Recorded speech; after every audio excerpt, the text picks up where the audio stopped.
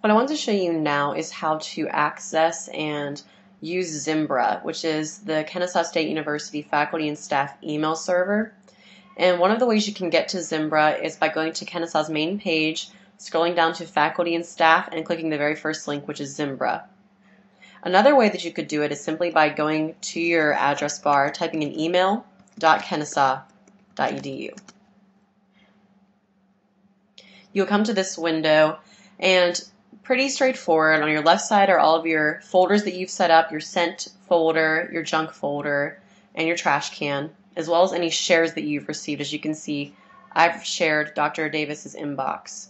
So I know it's a shared because on the folder there are 2 people. You can also use tags. I don't use these a lot, but Dr. Davis will use them on occasion, and it's something just to simplify and help organize all the emails that she gets. If I have something I might forget to respond to, I do mark it with this blue one for respond to. And this is your inbox. There's really no limit to how many emails you can, at least I've never found a limit to how many emails I can put in my inbox. You can obviously use this to drag and show more at one time if you'd like to. But let's say that we want to send a student an email. You simply click New, and there's a couple different things here that I want to show you. The first is that we have autofill because you have everybody in your contact list, so you should be able to start typing in a student's name, and it should pop up with some suggestions for you. So I'm interested in typing in Ian Hogg. So I should be able just to type in a few letters of his name, and I get a bunch of different suggestions for who I'm trying to send an email to.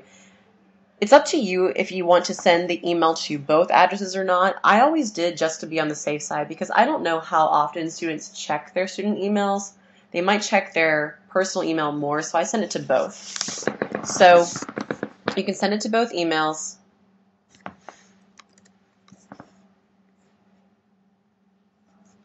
And if you like to change the priority of the email, which basically means you want the student to be aware that this is a very urgent message, you can simply go over here to priority and make it a high priority.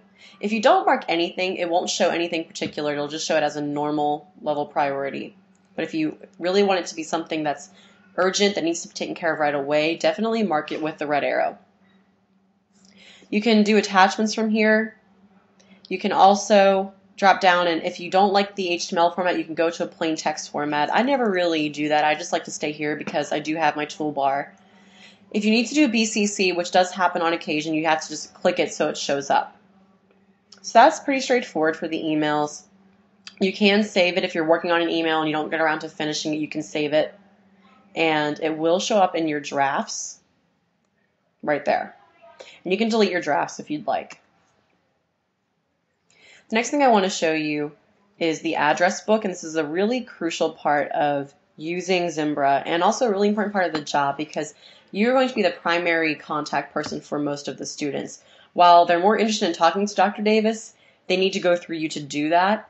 So you need to be really keeping up with the email list. So the way you keep up with the email list is by going to address book. And as you can see, I have a lot of contacts listed here in my contact list. These are all students in the program, and I've put them in by hand.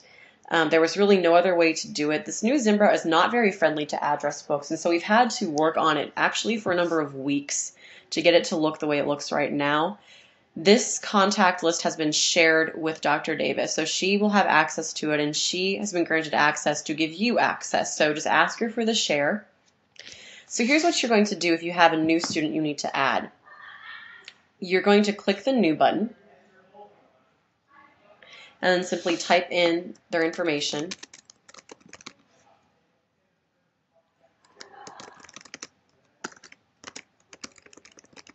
If you need to put in more than one email address, you simply click the green arrow.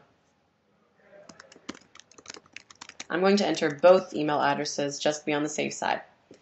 Now, you don't want to change this location even if you eventually want the student in another address book. There's a reason for this which will make sense later. But just know for now, this must say contacts. Don't change it to any other address book that you may have. And then when you're done, click Save. Now you can tell that this contact has been added because they appear here, and also if you scroll to S, They appear here. So now this student is added, but you're not done yet because this doesn't mean that the students are actually going to receive the mass emails. There's another step, and while there's really no easy way to do it, we wish there was, but you need to do it this way if you're going to have this student on the official email list. Once you add them to the contacts, then you're going to go to the shared address book called Current Honor Students. And as you can see with the pop-up, it says that we only have one contact in there versus all of these contacts. But it's actually a little bit deceiving. It is one contact, but this contact is a contact group, and you can tell that because there is a little group of people there instead of just one. So you have to add the contact that you just added to this contact group in order for them to appear on the mass email list. And the way that you do that is by simply highlighting them and going to Edit. Okay, now we get this window. Everybody on your left are students who are already on the email list, so you don't need to do anything about them. Just make sure whatever you do not click the delete all button. You'll lose every single contact, and even though it's shared with multiple people, there's no way to get all of them back. You'd have to go back to your contact list and then add them all in again. So it's possible, it's just going to be very painstaking. It's actually happened to us twice, so just be really careful you don't hit the delete all button. So what you want to do is go over here to add members to this group, and you can't use the default. The global address list will not pull up the student that you just added. You have to go down to contacts, and that's why we didn't change that list earlier. We kept it at contacts. So click contacts. Nothing will show up, so you have to make sure that you're going to use their name. So I'm typing in my first name. As you can see, there's more than one option. So I can select multiple if I want to. I can just hold down the control button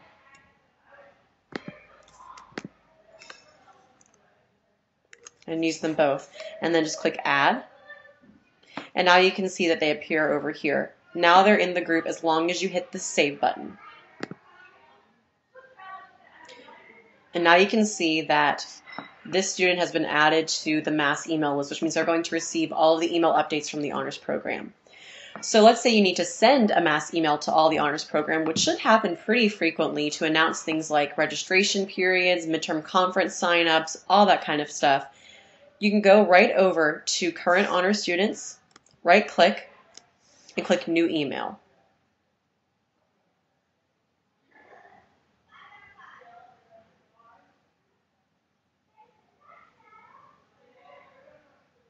And as you can see, it's entered in every single student on that email list. But this is going to show everybody else's email, which isn't always a big deal. A lot of times I would send it with everybody just seeing each other's email addresses. But if you want to avoid that for some reason, you can use the BCC, but you can't do it from this previous window. You can't do it from here. You can't right click and click New Email because it's going to automatically put it in the To section instead of the BCC section. So the way that you have to do it is go back to Mail, click New, and then open up your BCC. And what you can do is start typing in the name of your contact group, which is Current Honor Students.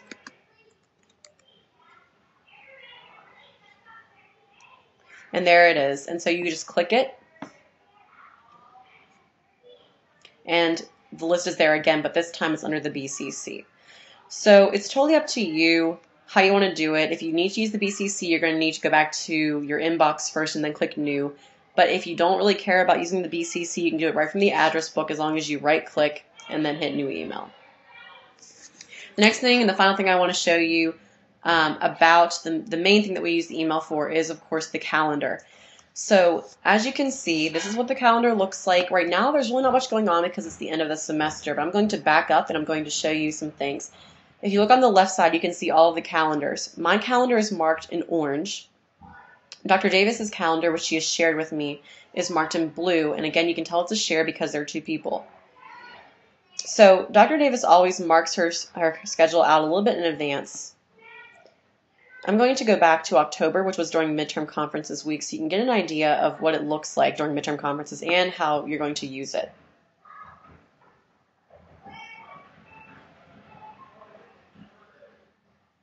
This is our calendar during midterm conference week. It's a little crazy, and you can tell we're very busy. The first week especially, this is the very first week. Dr. Davis will have appointments scheduled almost every half hour. I mean, sometimes you can see even every 15 minutes. It gets really crazy. So you just need to make sure that you're staying on top of putting in these appointment times, because otherwise you will double book, and it happens to us all the time. Just try and minimize how often it happens, but it does happen. So all the ones that are in orange are ones that I put in for Dr. Davis, and all the ones that are in blue are the ones that she put in.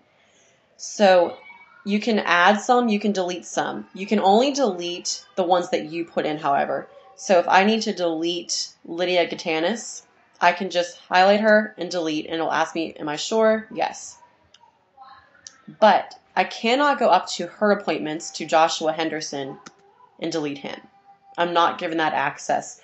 So if you need to delete an appointment that she made because of time conflicts or something like that, you need to log out of your email, go into her email, and she probably will give you the password to do that, but you need to get into her email and then delete it that way. So this is what it looks like. When you go to schedule a new appointment, you click the time slot that you want, and this is usually how we do it. We put in the student's name in the subject line, and then we put in their phone number in the second line. And we do this because a lot of times we have to change appointments all of a sudden, or something comes up, or we just need to get a hold of the student, and this way we have their contact information. When you're done, just click OK, and it'll appear. Now, if you need to change the time, you can easily do that just by clicking it again and changing the start time to, let's change it to 3:30. As you can see, it automatically moves down my 4 o'clock. So now my appointment time has changed, and it does save it automatically. You don't need to click another save button. This is also good to use because it's showing you kind of the trends in Dr. Davis's schedule. You can see that she usually is not available before class on Tuesdays and Thursdays. She tries to keep those windows open, though, as you can see during registration, it does become a little bit more challenging, but she even tried to still reserve the 10 o'clock. She always has class on Tuesdays and Thursdays at 11, so you can just expect her to be out that time, which means the best times to try and schedule appointments are usually Mondays and Wednesdays.